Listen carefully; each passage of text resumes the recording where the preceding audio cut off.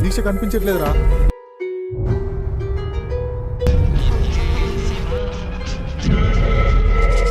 భారత్లో మిస్ అయిన ప్రతి అమ్మాయి డీటెయిల్స్ నాకు కావాలి.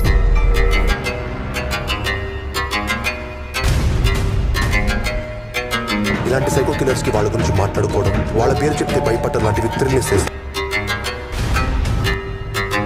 ఊహించిన దానికంటే ఈ కేసులో ఏదో సీరియస్నెస్ ఉంది.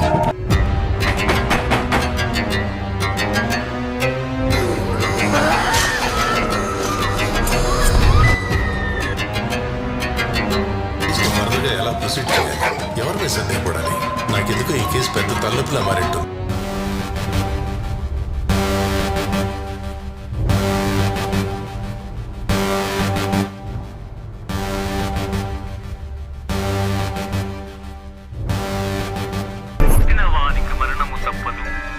మరణించిన వారికి జన్మము తప్పదు. అనివార్యముగు ఈ విషయమును గురించి శోకింపతగదు.